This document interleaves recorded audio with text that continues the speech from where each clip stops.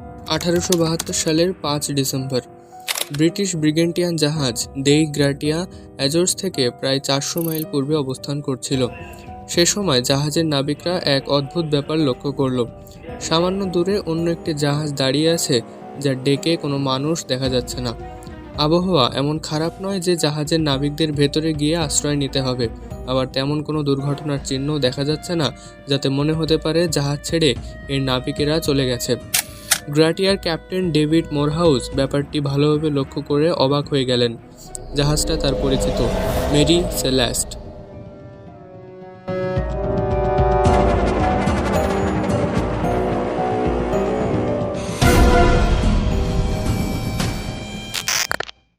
Mary সেলাস্ট নামের সেই জাহাজটি তার জাহাজ দেই গ্রাটিয়া থেকে প্রায় 8 দিন আগে নিউ ইয়র্ক বন্দর ছেড়েছিল ইতালির জেনুয়ার উদ্দেশ্যে। এতদিনে মেরি সেলাস্টের ইতালির বন্দরে পৌঁছে যাবার কথা। সেখানে বন্দর থেকে এত দূরে উদ্দেশ্যহীনভাবে জাহাজটি ভাসতে দেখে ক্যাপ্টেনের মনে সন্দেহ উকি দিল। তাই দেরি না করে তিনি তৎক্ষণাৎ নিজের জাহাজের নাবিকদের নির্দেশ দিলেন মেরি সেলাস্টের কাছে জাহাজ নিয়ে যেতে। কাছাকাছি পৌঁছেও মেরি সেলাস্ট থেকে কোনো ধরনের সাড়াশব্দ না পেয়ে ক্যাপ্টেন ডেভিড মোরহাউস উদ্ধারকারী নৌকা পাঠালেন সেখানে। কোনো ধরনের বিপদে যে পড়েছে জাহাজটি, সেই বিষয়ে ক্যাপ্টেনের আর কোনো সন্দেহ ছিল না।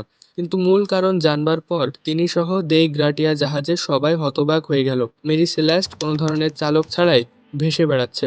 কোনো ধরনের আক্রমণ, মহামারী, দুর্ঘটনা কিছুর চিহ্ন নেই জাহাজে। শুধু মানুষগুলো যেন হাওয়ায় মিলিয়ে গেছে। জাহাজ তন্ন তন্ন করে খুঁজেও পাওয়া গেল না কোনো ধরনের নাবিক বা ক্যাপ্টেনের খোঁজ। জাহাজের বেশিরভাগ জিনিস একেবারে গোছগাছ করা অবস্থাতেই রয়েছে। অসামঞ্জস্য যতটুকু নজর আসলো তাতে বোঝার উপায় নেই জাহাজের নাবিক, ক্যাপ্টেন আর তার গোটা পরিবারের ভাগ্যে আসলে কী ঘটেছে। মেরি সেলাস্টের ডেকের সামনে তার পেছনের হ্যাচ দুটো পাওয়া গেল খোলা অবস্থায়। জাহাজ চালানোর কাজে ব্যবহারের ক্রোনোমিটার, সেক্সট্যান্ট, ন্যাভিগেশন বই আর জাহাজের রেজিস্টার বইয়ের মতো দরকারি কাগজগুলো যাত্রীদের মতোই যেন হাওয়ায় মিলিয়ে গেছে। জাহাজের লগবুক ঠিকই খুঁজে পাওয়া গেল নাবিকদের কেবিন ডেস্কে। সেখানে শেষবারের মতো লেখা হয়েছে নভেম্বর 25 সকাল 8টা, অর্থাৎ শূন্য জাহাজ উদ্ধারের 10 দিন আগে। সে সময় জাহাজটি অবস্থান করছিল সান্তা মারিয়া থেকে 6 মাইল উত্তর পূর্ব কোণে। পুরো জাহাজ ভালোভাবে খুঁজে সমাধান পাবার থেকে আরও বেশি বিভ্রান্তিকর জিনিস খুঁজে পেল দেই গ্রাটিয়ার উদ্ধারকারী নাবিক দল। খাবারের গুদামে যে পরিমাণ রসদ আর পানীয় আছে, তাতে জাহাজের সবার প্রায় 6 মাসের খোরাক সহজেই হয়ে যাবার কথা। নাবিক আর রাঁধুনিদের থাকার কেবিনগুলোতে মানুষ বসবাসের চিহ্ন রয়েছে। ক্যাপ্টেনের কেবিনের দৃশ্যও একই। কোনো ধস্তাধস্তি কিংবা আক্রমণের চিহ্ন নেই কোথাও। কেবিনেটে সাজানো অবস্থায় আছে জামাকাপড়, নিত্য ব্যবহার্য সবকিছু রয়েছে স্বাভাবিক অবস্থায়। ক্যাপ্টেনের ঘরে পাওয়া গেল তার এবং তার স্ত্রীর পোশাক, বাচ্চার খেলনা আর বিছানার নিচে পাওয়া গেল খাপে ভরা একটি তলোয়ার। কোনো ধরনের প্রস্তুতি ছাড়া জাহাজ ছেড়ে সবাই কোথায় চলে গেল এর কোনো চিহ্ন নেই কোথাও। জাহাজটিতে ছিল একটি মাত্র লাইফ বোট, কিন্তু সেই লাইফ বোটটি কোথাও খুঁজে পাওয়া গেল না।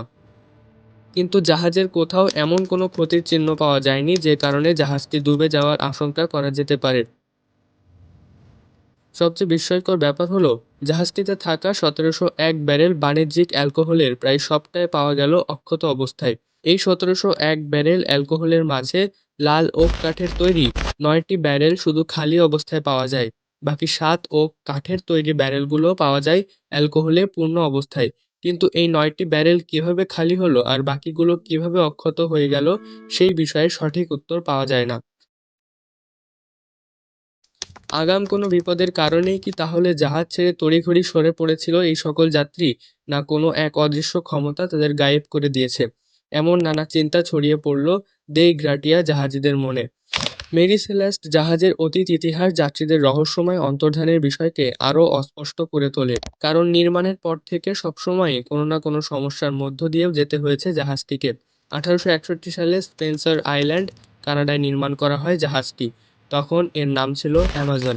18ই মে 1861 সালে সমুদ্র যাত্রা শুরুর পর থেকেই শুরু হয় সমস্যা। প্রথম যাত্রাতেই ক্যাপ্টেন নিউমোনিয়ায় আক্রান্ত হন এবং পরবর্তীতে তিনি মৃত্যুবরণ করেন। এছাড়া আরও অনেক মরণঘাতী ঘটনার সাক্ষ্য হয় মেরি সেলেস্ট। কিন্তু দুর্ভাগ্য নিয়ে যে জাহাজের যাত্রা শুরু, তার শেষও দুর্ভাগ্য দিয়েই হয়। 1885 সালে মেরি সেলাস্টের তৎকালীন মালিক ক্যাপ্টেন জি.সি. পার্কার বিমার টাকার লোভে হাইতির কাছাকাছি অঞ্চলে ইচ্ছাকৃতভাবে জাহাজের সাথে প্রবাল প্রাচীরের সংঘর্ষ ঘটান, কিন্তু সেখানেও দুর্ভাগ্য পিছু ছাড়েনি তার। অনেক ক্ষয়ক্ষতি হলেও ডুবে যায়নি মেরি সেলাস্ট। বীমা কোম্পানি বিষয়টি ধরে ফেলে এবং কোনো কারণে আর্থিক সহায়তা দিতে অস্বীকৃতি জানায়। সংস্কারের অযোগ্য হয়ে যাওয়ায় মেরি সেলাস্টের জীবনকাহিনী শেষ হয় সেখানেই।